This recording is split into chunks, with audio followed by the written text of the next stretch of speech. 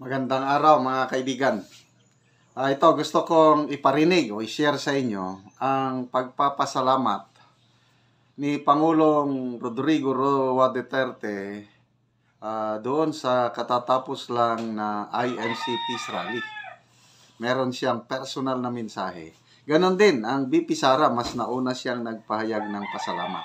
Okay, so pakinggan natin itong mag-amang ito, then bigyan natin ng reaksyon na kumusta ang Pangulong Marcos Jr. Nagsalita na ba siya? Nagpasalamat na ba siya? O tahimik lang? Ito. I would like to thank Eduardo Manalo and the Iglesia ni Cristo for organizing and mobilizing its members at today's prayer rally for peace.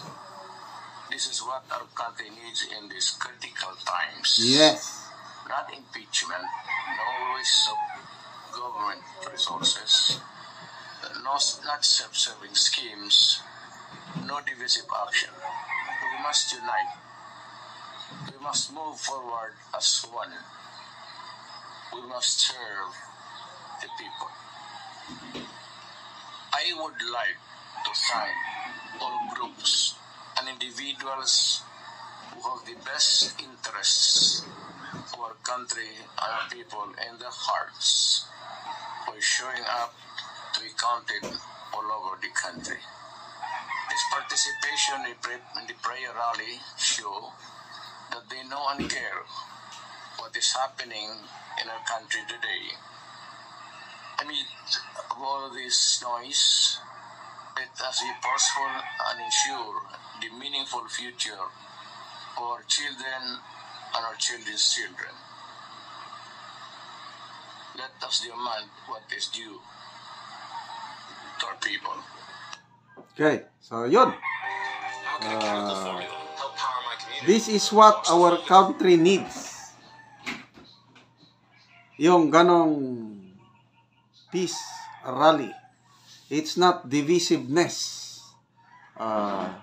So, napaka-clear. Kailangan natin ito na unahin natin ang pangangailangan ng taong bayan, hindi yung personal. Grabe ang mga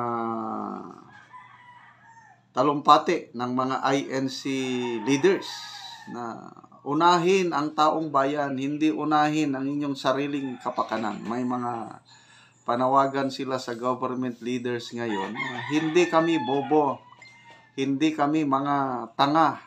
Alam namin kung ano ang nangyayari. Sana pakinggan nyo ang aming pinagkaisang tinig na wag nang ituloy ang impeachment.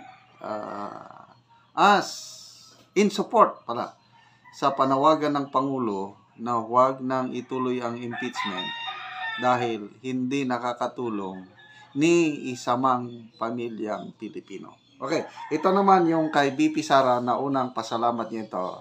Iparinig ko lang ulit sa inyo sa mga hindi pa nakakarinig. Isang mapagpalang araw sa aking mga mahal na kababayan. Taus-puso akong bumabati sa lahat ng lumahok sa malawakang peace rally ngayong araw. Ito ay isang makapangyarihang pagpapakita ng pagkakaisa at pananampalataya na ang tanging hangad lamang ay kapayapaan tungo sa kaunlaran ng ating bansa. Nagpapasalamat ako sa ating mga kapatid sa Iglesia ni Cristo sa inyong patuloy na pagsisikap na maghatid ng pagkakaunawaan at pagkakaisa sa ating mga kababayan. Sa gitna ng tumataas na presyo ng bilihin, kahirapan, at iba pang suliranin, ang isang mapayapa at nagkakaisang Pilipinas ay hindi kailanman matitinag at paulit-ulit na aahon sa gitna ng hamon ng panahon. Muli, sa aking mga kababayan, maraming salamat sa inyong malasakit sa bayan. Mabuhay ang sambayanang Pilipino. Okay. So, ayan, ang mag-ama nagpasalamat. Ang tanong, kumusta ang palasyo? Kumusta ang Pangulo? Kasi, ang unang nagsalita ay ang Pangulo. Di ba sabi niya, nananawagan siya na wag nang ituloy ang impeachment dahil hindi nakakatulong sa sambayan ng Pilipino. Kaya ang Iglesia ni Cristo nagdaos sila ng ganitong rally, yung peace rally, in support sa panawagan ng Pangulo. Ibig sabihin, yung rally na yun is para sa Pangulo. Kaya lang, nakakapagtaka, tahimik siya. Bakit tahimik siya? Hindi siya nagpasalamat. Totoo ba yung kanyang hangarin na huwag nang ituloy ang impeachment? O smoke screen lang yon? Kasi sa ngayon, nakakapagtaka, no? Mayroong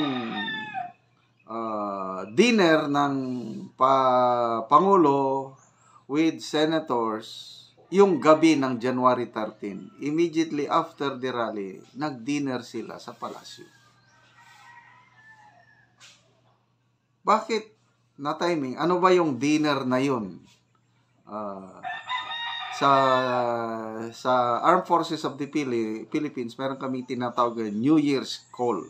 So, normal yan, yung first or second week of January, ang mga unit commanders, bibisitahin nila ang kanilang commanding general sa headquarters para pakita ng loyalty, pakita ng respeto. Kaya, of course, although ginagawa ang New Year's Call umaga. So, after yung New Year's Call, yun, breakfast lang o kape-kape. Ganun lang. So, ito namang nangyari sa Pangulo. Ito ba New Year's Call? Simpleng bisita lang ng mga senador with their spouses sa palasyo? Wala bang napag-usapan tungkol sa impeachment? Kasi baka hindi natin alam kung ano. Kapansin-pansin ang wala doon sa dinner sa palasyo, Senator Amy, Senator Bongo, and Senator Bato de la Rosa. Nakakapagtaka, nandun si Senator Robin Padilla. Na, klaro naman, ang Senator Padilla is pro-Duterte ito. So, bakit hindi nag-attend? Yung tatlo na pro-Duterte, pagpalagay natin I don't know sa inyo kasi marami nang ayaw kay Senator Amy Marcos . Ay pagpalagay natin na bakit nag-attend si Senator Padilla sa dinner? Para ba mag-espiya o makinig kung anong usapan? Mga tanong lang yun. So, sana ordinaryong dinner lang ito with the President at sana matapos na itong divisiveness ng impeachment complaint nito. Sana hindi na iakyat sa Senado. Okay. Sa rally is napag-usapan yung hirap ng taong bayan. Yes, ang daming naghirap. Kaya ito, pinapasalamatan ko kayo mga subscribers ko nanonood. Kasi dahil sa inyong panonood, meron tayong income at ang income natin, tinutulong natin sa Talaandig Tribe. Ito, bago na naman tayo nagbigay ng yero at pako sa mga 14 families ng Talaandig Tribe, binigyan ng 10 yero kada pamilya, of course with pako.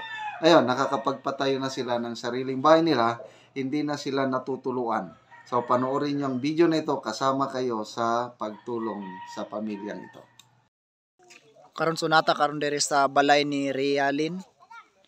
So, atong i-update ang iyang balay. Isa ni sila sa mga ipantabangan nga mahatagan og yero. So, mao ni ang mga bagong yero ang gihatag sa ilaha tungod kay daghan na gid kaayo repairahon sa ilang balay nila ug dili lang kay daghan na pud kaayo tulo mo ni ang ilang pan sa ilang balay nga wala pa na taod. So ang uban na taod na nila. So pwede ta makasulod ya.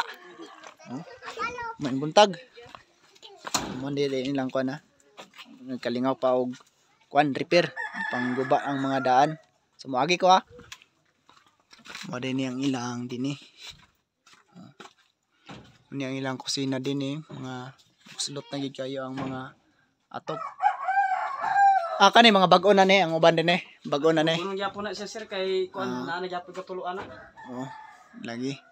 Ani arang-arang ni kay atok kaysa tong una gid nga mga kuan no. Mo ni lang atok din Ang uban pang tangtang na mga bag-o na ang ipang kuan pang puli ang uban. Okay, so nga ni galisod ang ilang kuan dire. Oh, makita gid nato nga dagko kayong buslot sa ilang atop. So unsa man ang imong maistorya ani nga karon? Ang akong maistorya nga kuan, ang akong gipasalamatan ang unang-una ang Ginoo nga mo ay ilugdan sa tanan niya panalangin o ilabi na sa mga supporter sa YouTube ni General Macanas.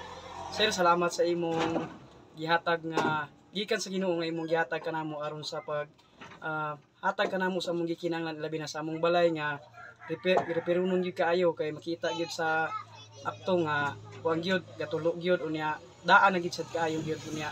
Pasalamatan sa nako ang tanan nga nagasubaybay sa mao nga YouTube nga mutan-aw gyud ta aron daghan pa nga mga tabanganan usab nga matagaan ni Sir Macanas. Marana salamat sir sa pagtabang kanako. Manimbalay lang ni Realin karon update sa ilang kuan karon arang-arang na grabe gid ni sila, grabe gid ni ka kuan tulo nga wala pa gid na puliso. So may dusan danas din imong balay no? Dusun ta na sir pero maguba gid na siya Dapat sa tanan taas. kay ilisa na siya og kuan kay ang hangin mo ay kuyaw kayo. Oo, kailangan din lisanan.